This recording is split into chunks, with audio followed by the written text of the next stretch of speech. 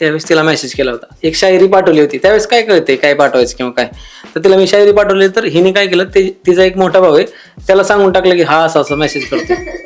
तर मी 2-2.5 तास माझ्या गावाच्या बाहेर शेत होतं त्या शेतात लपून बसलो होतो. सैराट माझ्यासाठी काय काय गोष्टी घेऊन आला ना ती माझ्यासाठी खूप खूप म्हणजे विचाराच्या आणि पैशाच्या पलीकडची गोष्ट आहे. माझ्या आयुष्यात सिमरन पण आली सैराटमुळेच.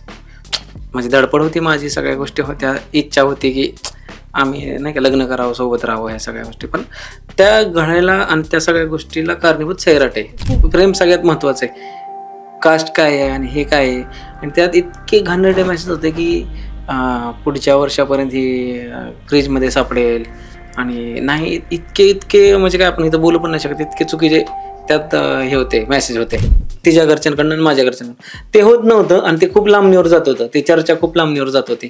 तर आम्ही असं ठरवलं की आपण लग्न करून ठेवूयात आणि नंतर सांगू त्यांना. आणि त्यामधल्या काळात जेव्हा आम्ही लग्न केलं आणि अचानक आमच्या डोक्यात आलं की नाही सांगून देऊयात. जेव्हा लग्न झालं का 10 दिवसानंतर आम्ही त्यांच्यावर बॉम्बच टाकला डायरेक्ट. मग आम्ही डायरेक्ट फोटो आणि लग्नाचं जे सर्टिफिकेट आहे ते डायरेक्ट व्हॉट्सअप करून दिलं आणि दोघांचे फोन बंद. आम्ही डायरेक्ट गायब झालेलो. आणि आम्ही काही काम केलं की आमच्या नागराज सरांना सांगतो. तर आम्ही सरांना सांगायला गेलो की सर अशाची गाडी आम्ही बुक केली आणि गाडी घ्यायची आहे म्हणून. तर ते 5 मिनिटं काही बोलले नाहीत. आणि त्याच्यानंतर त्यांनी विचारलं की तुला गाडी कशाला पाहिजे, काय गरज आहे तुला गाडीची, आणि तुला गाडी घ्यायची असली तर सेकंड हँड गाडी घे. आपल्या महाराष्ट्रात असा कुठला माणूस नसून ज्यांना महाराजांवर प्रेम नसेल. माझं तर प्रचंड प्रेम आहे महाराजांवर. कारण जेव्हा लग्न झालं आमचं त्याच्यानंतर आम्ही विचार करत होतो की कुठं फिरायला जायचं. तर आम्ही दोघांनी मिळून ठरवलं होतं की रायगडावर आपण जायचं. नमस्कार, मी आकांक्षा तळेकर तुमच्या सगळ्यांचं स्वागत करते महाराष्ट्र टाइम्स ऑनलाईनच्या सेलिब्रिटी कॉर्नरमध्ये. मंडळी, सैराट या सिनेमाने इतिहास घडवला आणि त्यातील कलाकारांचं आयुष्य बदलून टाकलं. याच कलाकारांपैकी एक अरबाज शेख आपल्यासोबत आहे आणि सरप्राईज पॅकेज म्हणजेच त्याची पत्नी सिमरन ही सुद्धा आपल्यासोबत आहे. सिमरन आज पहिल्यांदाच टीव्हीवर किंवा प्रेक्षकांसमोर येणार आहे. आज आपण तिच्याकडनं त्यांच्या संसारातल्या गोष्टी गमती जमती ऐकून घेऊया. हॅलो अरबाज. हॅलो, नमस्कार. आणि पहिल्यांदाच सिमरन कॅमेरा समोर येते तर तिचं खूप मनापासून स्वागत आहे महाराष्ट्र टाइम्स ऑनलाईन मध्ये. Hello Simran. Hello, thank you so much. कशी आहेस? मी मस्त, तुम्ही कसे? मी पण मस्त. कसं वाटतंय म्हणजे पहिल्यांदाच स्क्रीन फेस करतेस तू, तर काय एक धाकधूक आहे की काय, की नवऱ्याने तुला असं छान शिकवलंय? नाही, ऑफकोर्स म्हणजे मी त्याच्या खूप मागे लागले होते की मला प्रिपेअर कर म्हणून, पण तो म्हटलंय ठीक आहे तू करशील, मला तेवढा कॉन्फिडन्स आहे तुझ्यावरती. तर मग मी अशी थोडीशी आहे घाबरलेली. काय धडे कसे दिलेले? नाही, ती कालपासून माझ्या मागे लागली की आपण इंटरव्ह्यू करणार आहे तर मला सांग की कसं चर्चा किंवा काय काय बोलायचंय, काय विषय असतील, ते काय विचारते प्रश्न. मी तिला तेवढं सांगितलं की आपण जसं नॉर्मल चर्चा करतोय तसं तू फक्त नॉर्मल बोल, बाकी तुला असं काय वेगळं विचारणार नाहीत किंवा तुला असं काय अवघड सांगायचं नाही म्हणलं. त्यामुळे ते नॉर्मल होऊन जाईल. आणि मला आहे कॉन्फिडन्स त्याच्यावर की ती आत्तापर्यंत जेवढी मला साथ दिली आणि जसं ती कॉन्फिडन्स असते मला माहिती की ते इथून पण शिकून बाहेर पडेल. तुम्ही नुकतंच रिव्हील केलंय की माझं लग्न झालंय असं, म्हणजे ते फोटो शेअर करून. तर त्यामध्ये तुम्ही सिमरनला पण टॅग केलेलं. तर सिमरन, तुला एक विचारायचंय की लोकांकडून तुला पण काही मेसेजेस आले का? हो, लोकांनी खूप साऱ्या शुभेच्छा दिल्या. तर मग एवढे मेसेजेस बघून मला पण असं झालं की बापरे, एवढं लोक, म्हणजे मी कधी असं बाहेर आले नाही. आणि अरबाजने फोटो टाकला त्यावेळेस लोकांना मी का आले आणि तरी लोक एवढं प्रेम देतात. तर खूप छान वाटलं ते सगळ्यांचे मेसेजेस वगैरे बघून. अरबाज, तुला काही मेसेज वगैरे? आता आपण कसं पॉझिटिव्ह आणि निगेटिव्ह दोन्ही गोष्टी बघत असतो. आणि सोशल मीडिया म्हणलं की तऱ्हेतऱ्हेचे वेगवेगळे लोक असतात. तर ह्याच्या आधी पण आम्ही काही फोटो किंवा आम्ही आधी काही पोस्ट केली होती, त्यावर ना काही लोकांनी इतके चुकीचे कमेंट केल्या होत्या की लोकांना माहितीच नव्हतं. आणि लोकांना असं वाटायचं की सिमरन म्हणलं की लोकांना वाटायचं ही पंजाबी आहे आणि पंजाबी आणि मुस्लिम मग ह्यांनी लग्न केलं तर मग नाही का हिला हिंदू मुलगा नाही का मिळाला. आणि अशा कमेंट, मग हिला नाही का मुस्लिमच मुलगा ह्याच्याबरोबरच काय नाही लग्न केलं. तर असे की इतके विचित्र कमेंट यायचे, लोकांना माहितीच नाही ती पण मुस्लिम आहे.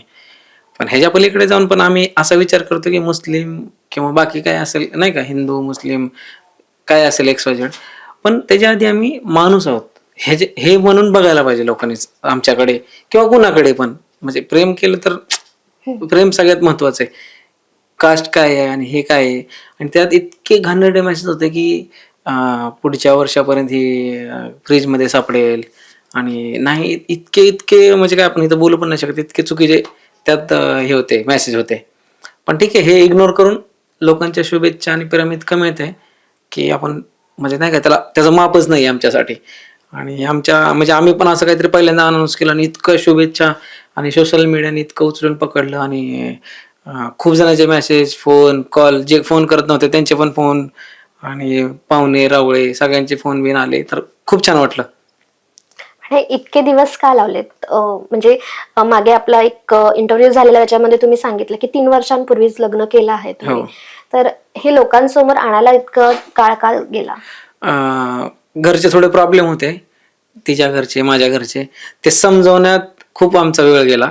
आणि त्याच्या आधीच आम्ही कोर्ट मॅरेज करून ठेवला होता की म्हणजे त्यांनी घरच्यांनी होकार द्यायच्या आधीच court marriage केलं. घरच्यांनी होकार द्यायच्या आधीच, कारण आम्हाला लग्न करायचं होतं, हे आमचं फिक्स होतं.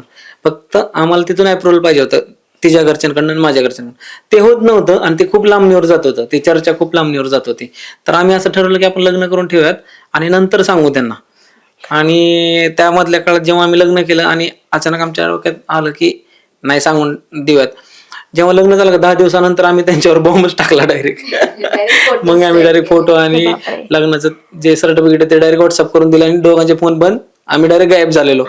आणि मग त्याच्यावर नंतर इतकं नाही का सगळं हे झालं नाही का पण त्याच्यावर म्हणजे घरच्यांना सगळ्या गोष्टी माहिती होत्या की आम्ही एकत्र आहोत वगैरे, हे सगळ्या गोष्टी घरच्यांना सुद्धा माहिती होत्या. मग ज्यावेळेस आम्ही फोटो सेंड केले तर घरच्यांचे पण असेच रिप्लाय होते की हे एक्सपेक्टेडच होतं म्हणून.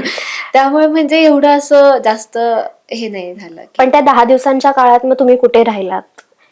म्हणजे मी घरी येऊन जाऊन करत होते, पण तेव्हा फक्त आम्ही सांगितलं नाही. मग नंतर असं झालं की ही गोष्ट आपण जास्त वेळ लपवायला नको, म्हणजे त्यामुळे मग आम्ही लगेच सांगून टाकलं.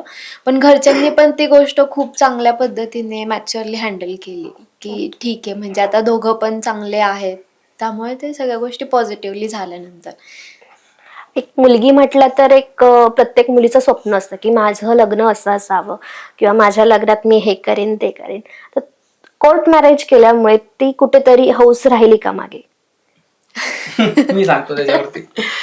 खूपच चांगला प्रश्न विचारला मला. मी लग्न झाल्यापासून इतक्या वेळेस ती गोष्ट ऐकली आहे की मला असं लग्न करायचं होतं, मला हे करायचं होतं, मला ते करायचं होतं, तुझ्यामुळे माझं असं झालं. म्हणजे पॉझिटिव्हली असं काय हे नाही, चुकीचं नाही बोलली ती, पण मुलींचं 100% हा ते असतंच मुलींचं की हळदी व्हायला पाहिजे, मेहंदी व्हायला पाहिजे, लग्नात मला ते घागरा घ्यायचा होता, मला असं घालायचं होतं, मला हे करायचं होतं. ते सगळे स्वप्नावरच पाणी टाकून दिलं मी. त्यामुळे तिचं ती एक तक्रार असते माझ्याकडं.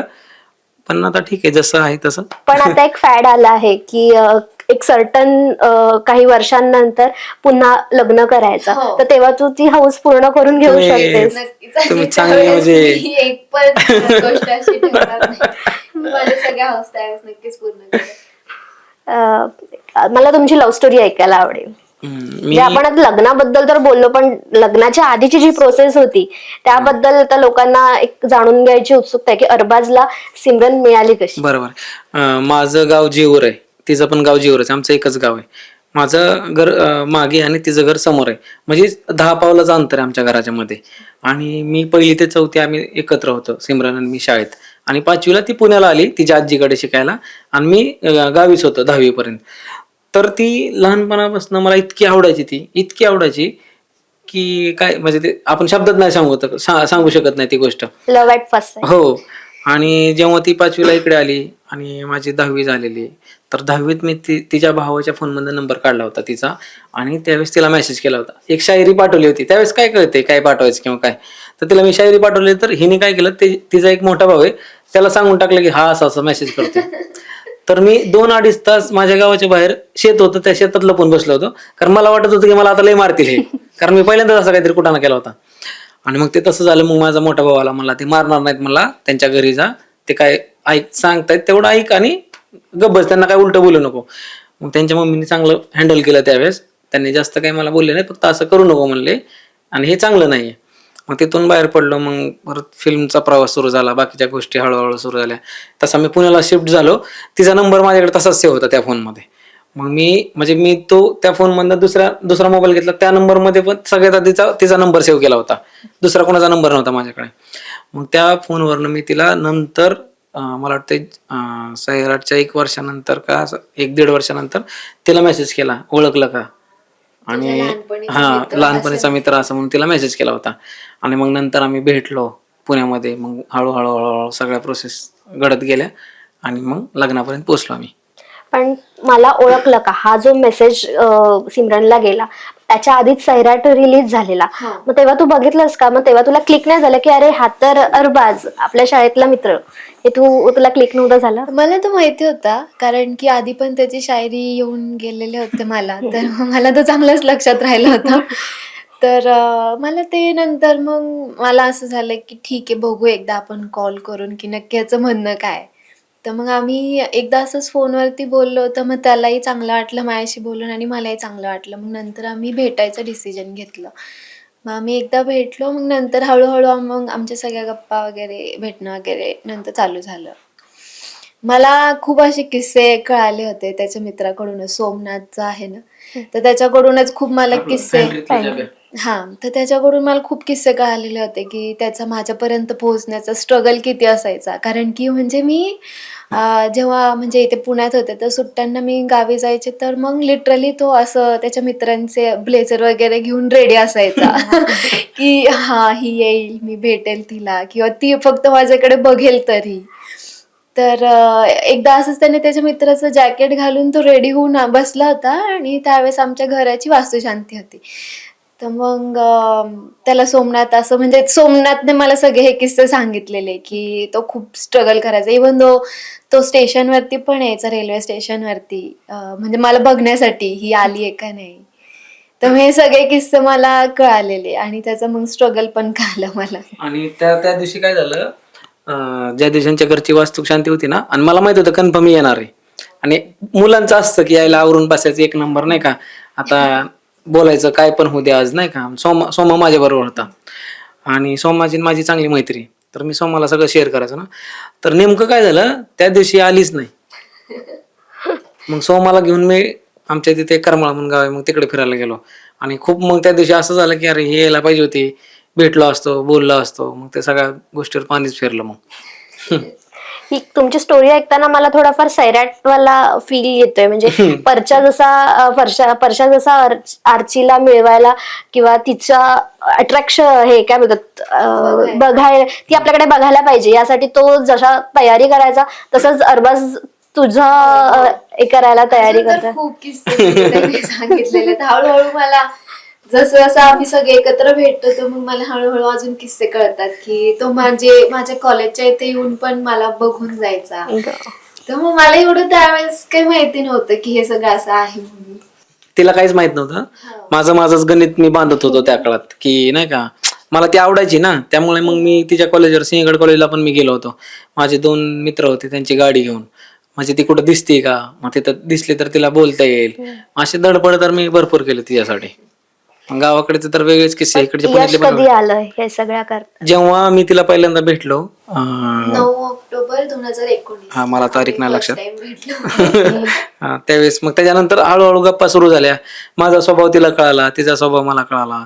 आणि हळू भेटत भेटत भेटत भेटत मग मग शेवटी तिचा वाढदिवस होता. त्या दिवशी 23 एप्रिलला मी वाढदिवसाच्या शुभेच्छा दिल्या तिला आणि ठरवलं जे काय होईल ते होईल. हा नाही तर मग मी तिला डायरेक्ट मेसेज करून टाकला आय लव्ह यूचा.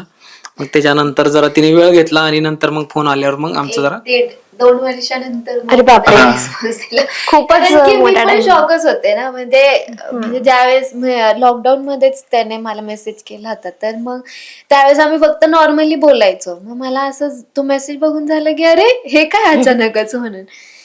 मग नंतर माझं असं झालं की ठीक आहे, एवढ्या लवकर आपण हे नको, आपण नॉर्मली बोलू, एकमेकांना ओळखून वगैरे घेऊयात. मग नंतर मग हळूहळू मग सगळ्या गोष्टी पुढे होत गेल्या.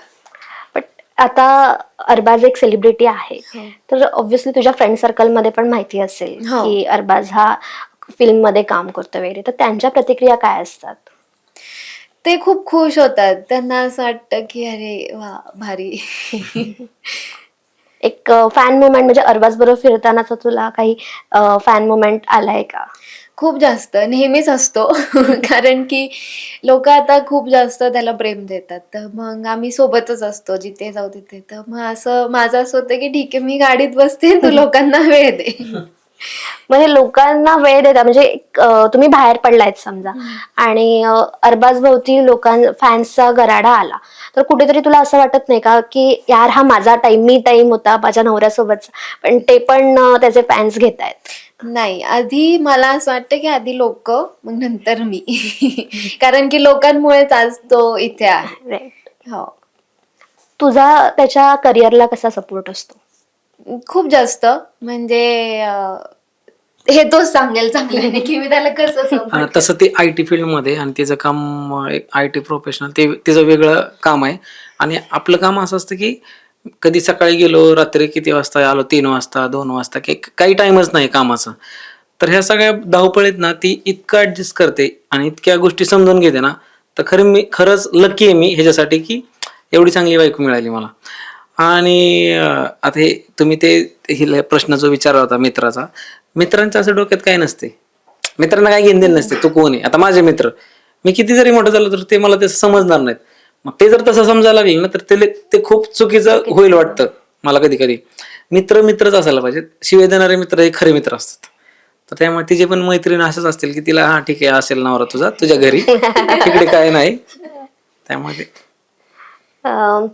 संसार सुरू झाला तुमचा, लग्न केलं, कोर्ट मॅरेज केलं, पण एक खरी रियालिटी चेक म्हणतो आपण खरा, जो लग्नानंतर येतो.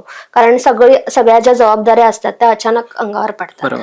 तर जेव्हा तू घरी होतीस तेव्हा तुझे ऑब्व्हियसली आई वडील वगैरे मदत करत असतील, जेवण वगैरे म्हण, पण जेव्हा एकत्र तुम्ही राहायला सुरुवात केलात तेव्हा कसा वेळ जायला लागला, किंवा कशी धावपळ सुरू झाली, तारेवरची कसरत कशी होती तुमची? मी सांगतो त्याच्या आधी. म्हणजे इतकं मजेशीर ते सगळं प्रकरण झालं आणि आम्ही ठरवलं, मला वाटतं 2 दिवसातच आम्ही लग्न केलं. ज्या दिवशी ठरवलं आणि त्याच्या दुसऱ्या दिवशी आम्ही लग्न केलं. आणि पहिले 2-3 दिवस नॉर्मली बाहेर जेवण बिवण सगळ्या गोष्टी झाल्या. आणि नंतर असं नाही का, रोज किती दिवस आपण जेवणार. आणि एकटा होतो तेव्हा काय नव्हतं, मित्र होते, सगळ्या गोष्टी होत्या. आणि बाहेर जाणं ते तर नॉर्मलच असतं. पण आम्ही सोबत आलो आणि त्याच्यानंतर आम्हाला कळायला लागलं हळूहळू की आपल्याला किती काय काय गोष्टी लागणार आहेत. मग बेसिक गोष्टीपासून, म्हणजे घरातल्या काय म्हणतात, TV पासून ते घरात सोफा, बेड, वॉशिंग मशीन, ते सगळ्या गोष्टी आपल्याला लागणार आहेत. मग हळूहळू आम्ही त्या गोष्टी घ्यायला सुरुवात केली, भांडी घ्यायला सुरुवात केली, मग गॅस घेतला, बाकीच्या हळूहळू गोष्टी घ्यायला सुरुवात केली. आणि ह्या सगळ्या गोष्टीत तिला जेवण बनवता येत नाही, मला जेवण बनवता येत नाही. अरे बापरे. मग आम्ही आधी तर खूप दिवस मी भात लावायचो, मला भात चांगला जमतो बनवायला, आणि तिला डाळ बनवायला येत होती. मग आम्ही 4-5 दिवस डाळ भात खाल्ला. जास्त त्या काळात शेंगदाण्याची चटणी जास्त खाल्ली, कारण ते इझी मिळते ना कुठं पण. आणि चपात्या बाहेरून आणली तर विषय संपला. मग हळूहळू ती चपाती बनवायला शिकले, मग मी भाजी बनवायला शिकलो. असं करत करत करत करत आता इतका चांगला स्वयंपाक येतो आम्हाला. आणि मी पण तिला खूप मदत करत असतो. आणि आम्ही असं दोघं मिळून ते स्वयंपाकाची आता जबाबदारी घेतलेली आणि आता चांगलं जेवण बनवतो. पण झालं मॅनेज आता? हो, म्हणजे मग आता हो. सुगरण कोण आहे छान? तीच आहे सुगरण, छान बनवते तिची. स्पेशालिटी एक नॉनव्हेज मध्ये मटन आणि खूप छान बनवते. अरबाजच्या हाताचं काय आवडतं तुला? राईस. फक्त भात. परफेक्ट. फक्त भात, एक नंबर. तेवढं बिर्याणी चांगलं. राईस? नाही नॉर्मल भात आपला. हा, तेवढंच पहिल्यापासून तेवढंच येतंय. फक्त मी तिला चपात्या शेकायला, भाजीत काय लागतं, म्हणजे कांदा कापून दे, हे कापून दे, हे असं बारक्या बारक्या गोष्टी मी तिला मदत करत असतोय. लग्नानंतर घरी सून आली तर घरच्यांच्या काय प्रतिक्रिया होत्या, की कशी सून आहे, किंवा त्यांच्या काही अपेक्षा आहे? त्यांना कळायच्या आधी आम्ही लय बाजार करून ठेवला होता आमच्या आयुष्याचाच. पण म्हणजे त्याच्या आधी पण म्हणजे आमचं घर एवढं जवळ असल्यापासून आहे ना, म्हणजे मी अरबाजच्या घरी सारखं येणं जाणं लहानपणापासूनच माझं चालू असायचं. तर त्यांना मी आधीपासूनच माहिती होते की मी कशी आहे, म्हणजे माझा स्वभाव कसा आहे हे त्यांना आधीपासूनच माहिती होतं.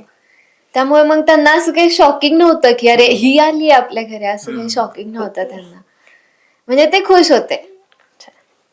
घरात तुझं जास्त कोणाशी जमतं, किंवा एखादी गोष्ट तुला अरबाजची पटली नाही तर मग तेव्हा तू कोणाला फोन लावतेस की जरा तुम्ही तरी समजवा ना, हा ऐकत नाहीये असं? अरबाजचे पप्पा. ते माझा म्हणजे खूप जास्त लाड करतात. म्हणजे अरबाजचा पण त्यांनी केला नसेल कधी एवढा, तेवढा जीव ते मला लावतात खूप जास्त. तिच्या घरी तिची मम्मी माझा सगळ्यात जास्त लाड करते. उलट हे कॉम्बिनेशन भारी आहे खूप.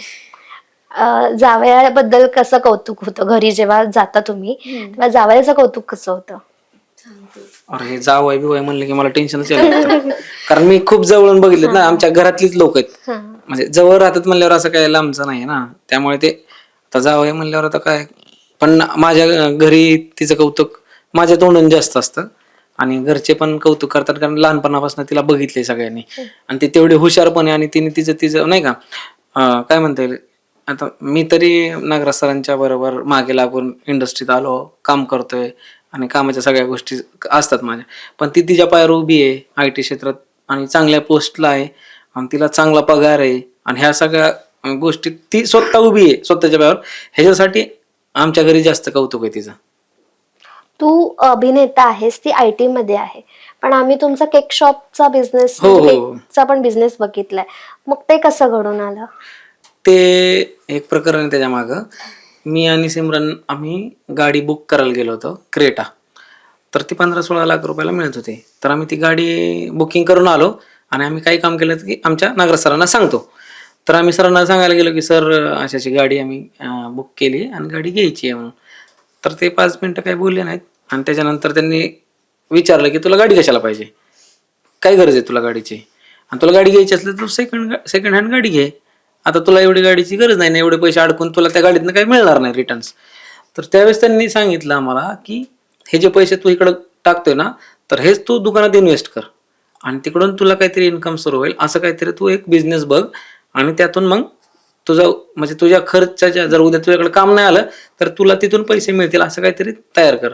मग त्यावेळेस आमच्या दोघांच्या डोक्यात आला. मग आम्ही ती गाडी कॅन्सल केली आणि मग आम्ही ते केकचं शॉप उभं केलं आणि मग ते असं सगळं घडत गेलं. ते नागराज सरांनी सांगितलं म्हणून आम्हाला तो एक वेळ मिळाला. अच्छा. असं मग झालं. आता तो केक शॉप कसं छान हो चालतंय? हो, छान चाललं. बनवता कोण केक? तिथे आता मुलं आहेत कामाला. ओके. म्हणजे अभिनेता, IT आणि केक हो, असं 3 बिझनेस हो. चालू आहेत सध्या तुमचे. मग अजून पुढे काही करण्याचं प्लॅनिंग? आहेत आता, बघू जसं होतील तसे, जसं वेळ मिळेल ह्या सगळ्या नाही का रडायतून बाहेर मिळतील पुढे गोष्टी. म्हणजे जास्त करून बिझनेस मध्येच. राईट. दुसरा कुठला बिझनेस तुम्हाला अजून करायला आवडेल? म्हणजे केक तर चालू आहेच. आता आम्ही कपड्याचं शॉप पण ओपन केलं गेल्या वर्षी ओके. आणि आता बघू आता डोक्यात अजून काय काय गोष्टी चालल्यात, जशा घडतील तशा होतील पुढे. पण अभिनयासोबत ह्या बिझनेस मध्ये कसा वेळ तुमचा मॅनेज होतोय? आता मी नसल्यावर सिमरन ते सगळं बघते, त्यामुळे जास्त तिकडे लक्ष द्यायची गरज नाही. आणि आता कसं ऑनलाईन झाल्यामुळे आणि CCTV आहे आणि एवढं सोपं झालं तुमचं गणित की तुम्हाला तिथं जायचं पण गरज नाही, तुम्ही सगळं फोनवरती बघू शकता. त्यामुळे ते गणित सुटलेलं कोड आहे ते. पण तरी तिला मानलं पाहिजे, म्हणजे ती घर सांभाळते, तिचा जॉब सांभाळते, हो. बिझनेस सांभाळते आणि तुम्हाला पण सांभाळते. तर हे खूप चॅलेंजिंग. ती खूप मला छान सांभाळते का नाही एकदा विचार. ऑफकोर्स. आपण आता मेन मुद्द्याकडे येऊया. म्हणजे लोकांना जो जास्त अरबाज कुठून कळलाय तो मेन मुद्दा सैराटकडे येऊया. कुठे अरबाज नागराज मंजुळेंच्या हाती कसा लागला? ते तर आता खूप वेळा सांगितलंय, तरी पण परत एकदा सांगतो. म्हणजे असं असायचं की सरांची जेव्हा फिल्म आली की आमच्या गावाकडे ना मिरवणूक निघायची सरांची, आणि ती मिरवणूक साधी सुधी नव्हती, लय मजा यायची त्या मिरवणुकीत. मग त्याच्या पिस्तुल्याची मिरवणूक असेल, फॅन्ड्रीची मिरवणूक असेल, सगळ्यात मोठी सैराटची मिरवणूक झाली. फॅन्ड्रीच्या मिरवणुकीच्या वेळेस मला वाटायचं स्वतःला की त्या गाडीत मी का उभा नाहीये, आणि मला सतत वाटायचं की मला काम करायचंय, मला ह्यांच्यावर फिल्ममध्ये काम करायचंय, मला दिसायचंय. आणि त्यावेळेस माहित नव्हतं फिल्म किती पैसे कमवते, फिल्मचं काय होतं पुढं, आणि फिल्मचं काय होणार आहे हे सुद्धा काही माहित नव्हतं. फक्त काम करायचं, त्या गाडीत उभं राहायचं आपल्याला आणि गावात आपली हवा झाली पाहिजे, ह्या दृष्टिकोनातून आपण म्हणजे ते पाऊल उचललं होतं. मग ते करत करत जेव्हा सैराटचं ऑडिशन आणि ते सगळं प्रकरण सुरू झालं त्यावेळेस मी सरांच्या मागे लागायचो की मला पण फिल्ममध्ये काम करायचंय, नाही मला तुम्ही घ्याच, मला माहित नाही. आणि 2-3 वेळा मी उगाच ऑडिशन करायचं, माझ्या फोनवरून पाठवून द्यायचो सरांना. आणि मग सर एक पॉईंटला वैतागले, सर मला सांगायचे काही असलं नादी लागू नको, अभ्यास कर. म्हणजे मोठ्या भावासारखं ते हे करायचे, अभ्यास कर, हे असले काय ह्याच्या भानगडीत पडू नको म्हणून. पण मी त्यांचे बंधू आहेत ना भूषण दादा, त्यांच्या मागे लागायचो की नाही नाही माझं ऑडिशन घ्या, माझं ऑडिशन पाठवा सरांना, अण्णाला माझं ऑडिशन पाठवा, मला माहीत नाही.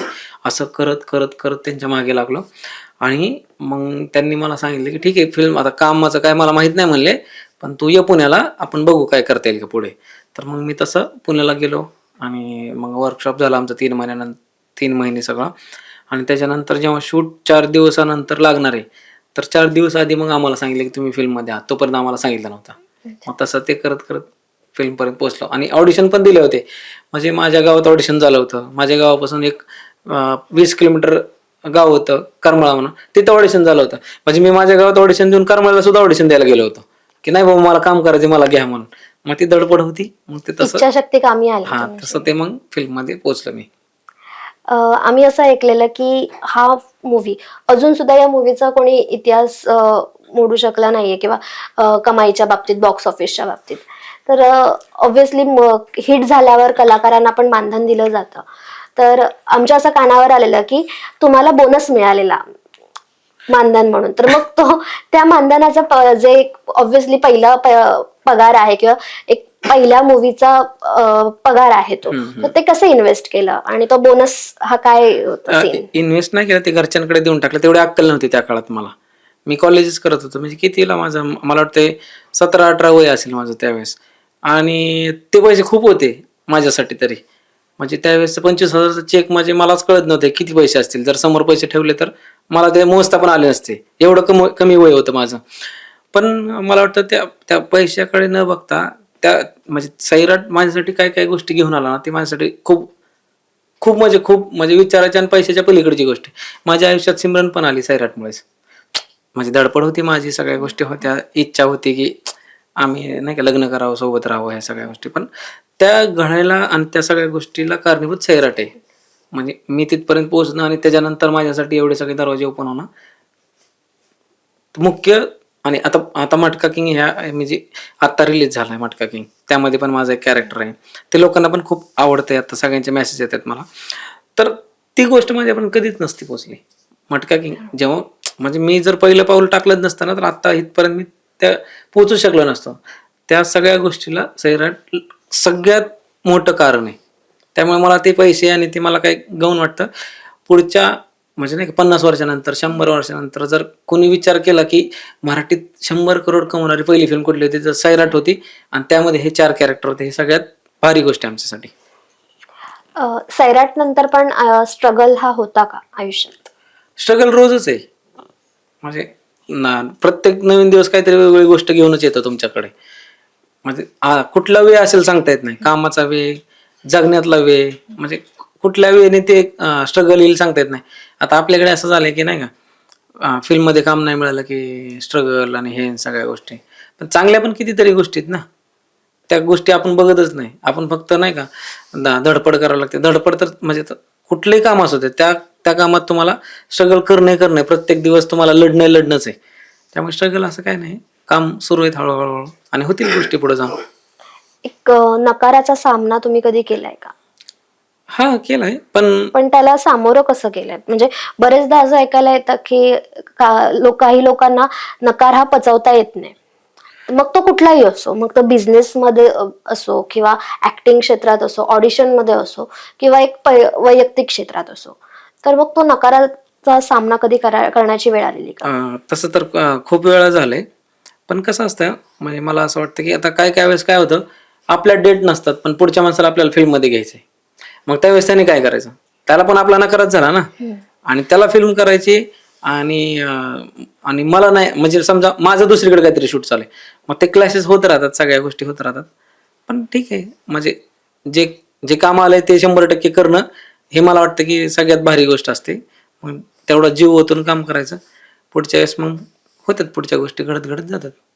कास्टिंग काउच सारख्या प्रकाराचा कधी सामना करावा लागलेला का? नाही माझ्या बरोबर असं काय नाही घडलं कधी. इंडस्ट्रीमध्ये हे प्रकार घडतात बरेचदा, तर त्यावर तुमचं मत काय? किंवा कलाकारांनी कशा प्रकारे डोळस असलं पाहिजे? मी एवढा आपण काय ग्रेट कलाकार नाही.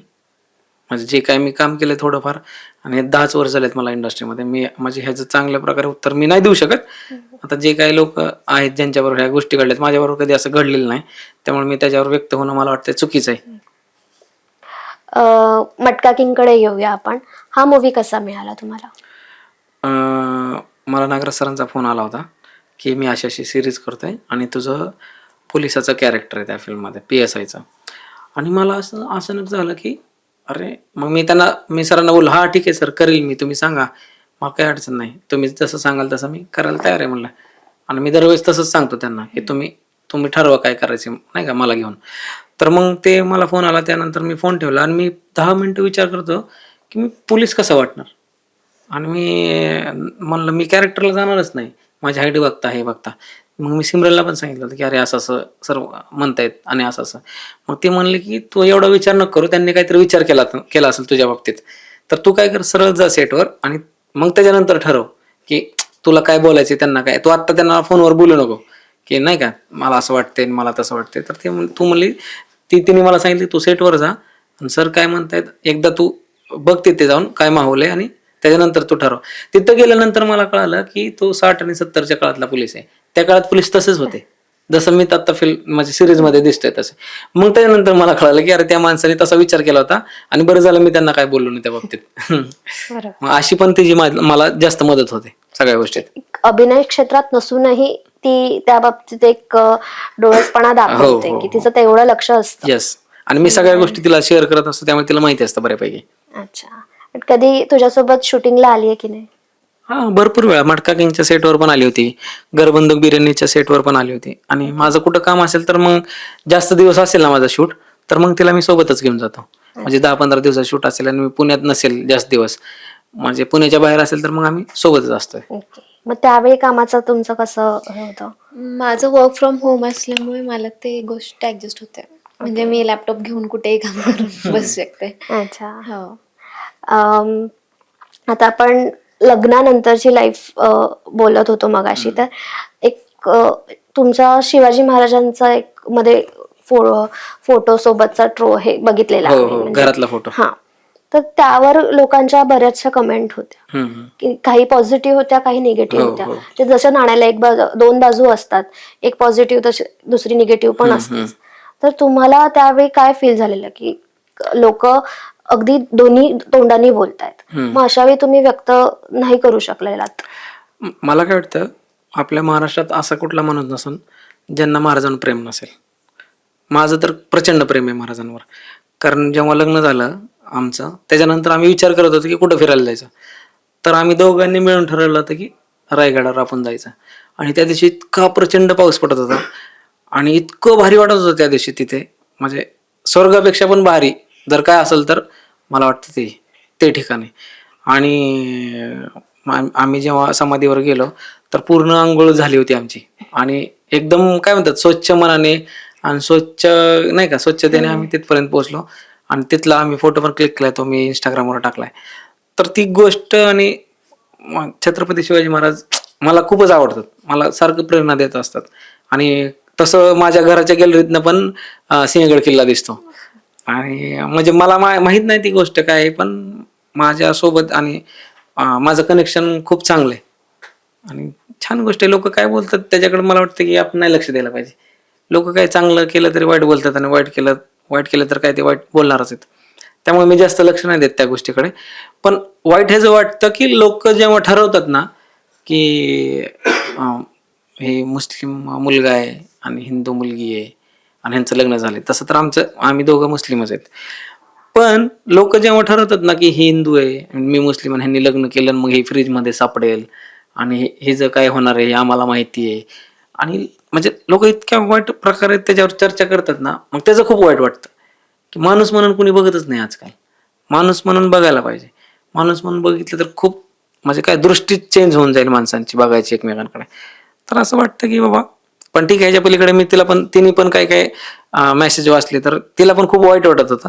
मग मी तिला समजून सांगितलं की हे असंच जग आहे, आपल्याला कसं काय पॉझिटिव्ह घ्यायचं ह्याच्यातून आणि आपण काय पॉझिटिव्हली दाखवते लोकांना हे खूप महत्वाचं ठरतं. तर ह्या गोष्टी होत राहतात, त्यामुळे काय मी जास्त डोक्यात नाही घेत त्या गोष्टी. घरामध्ये जेव्हा तुमचं शिवप्रेम घरात कळलं किंवा माहित असेलच, हो. तर त्यांच्या काय प्रतिक्रिया असतात? नाही म्हणजे त्यांनी कधी विरोध केलाच नाही, कारण त्यांना पण महाराज माहितीत. म्हणजे आमच्या घरच्यांचं म्हणजे विरोध करायचा काही विषयच नाही त्यांचा. मग तेच म्हणतोय शेवटी तिथंच येतं की लोकांना म्हणजे महाराज सांगायची गरज नाही ना, माझ्या वडिलांना सांगायची गरज आहे ना, माझ्या आजोबाला ना कोणाला सांगायची गरज. त्यांना जर तसं असतं प्रॉब्लेम असता तर त्यांनी मला आधीच सांगितलं असतं की तू फोटो कशाला लावलाय म्हणून. मग हे जे आपल्या महाराष्ट्रात किंवा म्हणा महाराजांबद्दल लोकांच्या बाबतीत नाही का, म्हणजे अशी काय प्रामाणिक म्हणजे सॉरी जी काही थोडी लोक आहेत ज्यांनी काही घाण करून ठेवली का नाही, त्यांच्यामुळे बाकीच्या लोकांना खूप त्रास आहे. मग ते सगळा असा विषय आहे त्याचा. अरबाज शेखचा ड्रीम रोल काय आहे? किंवा आपण ह्याच्यानंतर सिमरन पण सांगेल की अरबाजला तुला कुठला रोल करताना पाहायचा. हा, आधी तिला विचारू आपण. म्हणजे मला तर तो प्रत्येक रोल मध्ये चांगलाच वाटतो. पण त्याची इच्छा आहे की त्याला हे म्हणजे धनुष आहे आपल्या इंडस्ट्रीमध्ये, तर त्याला तसं म्हणजे जर का त्याला तसं ऑफर आली तर मग त्याला तो रोल करायला आवडेल असं त्याच्या तोंडून मी ऐकलंय खूप वेळ. ती धनुषची मारी नावाची फिल्म आहे का, तर ते रावळी त्याची जी type. स्टाईल आहे ना ती मला खूप आवडते. तर तसं काम आपल्याकडे होत नाही, पण तसं जर काम झालं तर लय मजा येईल तसं काम करायला. पण एक अभिनेता म्हणून तू तर सगळ्यांना माहिती आहेस, हो. पण ॲज अ दिग्दर्शक, निर्माता किंवा लेखक असे पण काही तू ट्राय करणार आहेस का? अजून आता असं काय डोक्यात नाही, पण पुढच्या काळात काय सांगता येत नाही. जर मला इकडे काम नाही मिळालं तर मला तिकडे पण जावं लागेल. ऍक्टिंगचं काम जर माझं कमी झालं तर मला असं वाटतं की आपण थांबायला नाही पाहिजे, पाण्यात पडले तर पोहत राहायला पाहिजे, असा माझा विचार आहे. तर मग बघू पुढच्या काळात काय गोष्टी घडल्या तर घडतील पुढे. अरबाज अभिनेता नसता तर काय असतं? तसं तर मी हे ITIचा इलेक्ट्रिशियनचा कोर्स करत होतो आणि मी 100 रुपयावर कामाला पण जात होतो त्या काळात. म्हणजे जेव्हा सैराट व्हायच्या आधी माझे घरातली फिटिंग जी असते ना, इलेक्ट्रिक फिटिंग, लाईट फिटिंगचं ते काम मी करायचो. तर दिवसाला मला 100 रुपये मिळायचे त्या काळात. मग हे नसतं तर माझं ते काहीतरी वेगळं आयुष्य असतं, बाकीच्या काहीतरी वेगळ्या गोष्टी करत धडपडत असलो असतो, पण काही ना काही करत 100% असलो असतो. हम्म. पण तो ड्रीम रोल आता तुझा तू म्हणालास रावडी वगैरे, तर तसा तू नागराज सरांना सांगितलं नाही गॅस का की मला असा असा एक रोल करायची इच्छा आहे वगैरे? नाही, त्यांना सांगणं एवढा अजून तर मोठा मी नाहीये. त्यांच्या मनात जर काही गोष्ट आली तर ते करून घेतील आपल्याकडनं. कारण गोष्टी घडायला आणि ह्या म्हणजे नाही का सगळ्या जुळून यायला खूप वेळ जातो. आता आपण असं बोललो आणि ते लगेच होतात अशा गोष्टी नाही. पुढच्या काळात कधी काय घडेल सांगता येत नाही आपल्या बरोबर. बरोबर. तू सिनेमामध्ये काम केलंस आणि आता तो OTT मध्ये पण मटका किंगद्वारे OTT मध्ये पण आहेस, तर मालिका किंवा नाटक यांकडे कधी वळायचं प्लॅनिंग आहे की?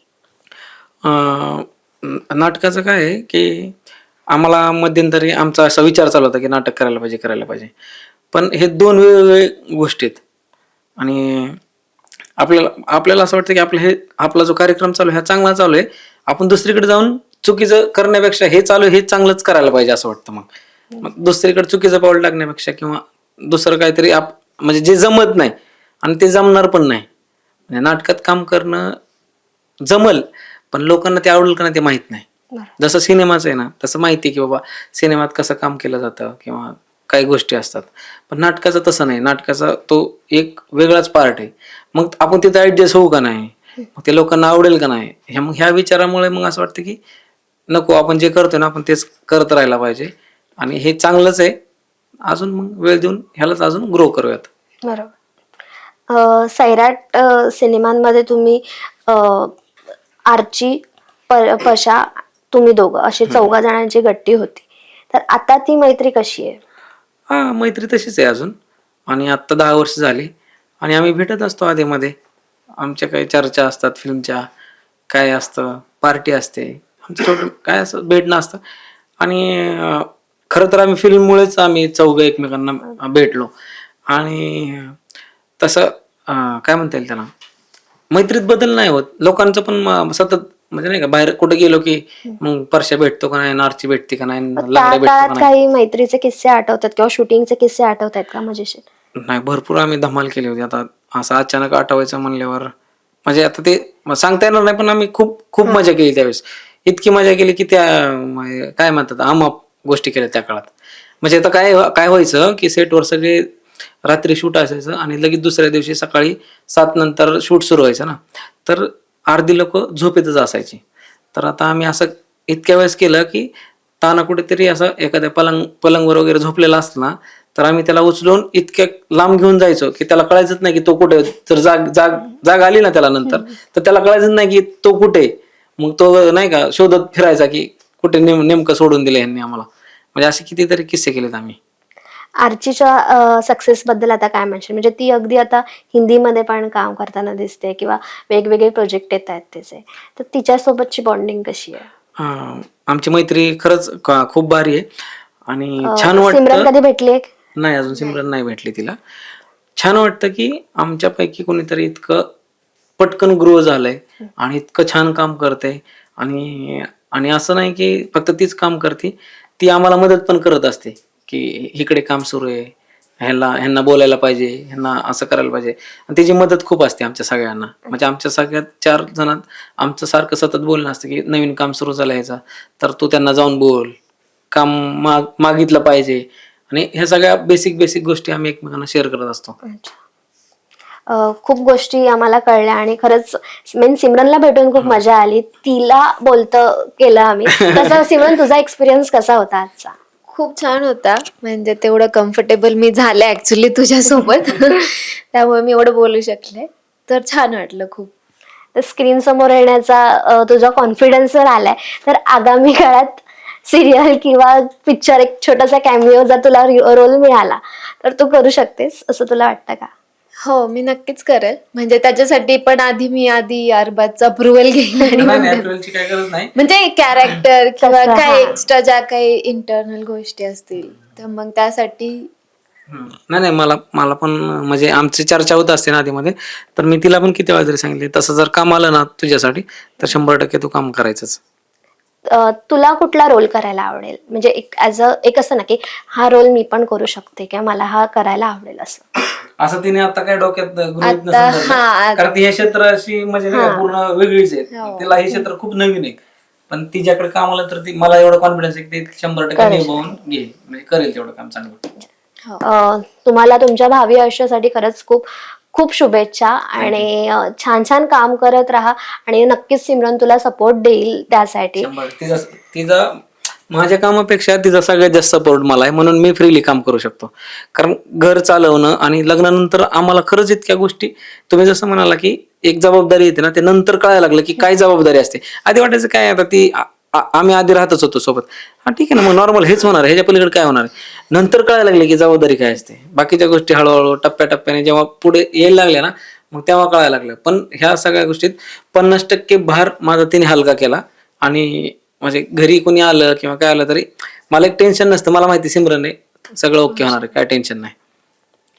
छान, खरंच खूप मजा आली आज तुमच्या सोबत आणि all the best for your future. Thank you so much. Thank you.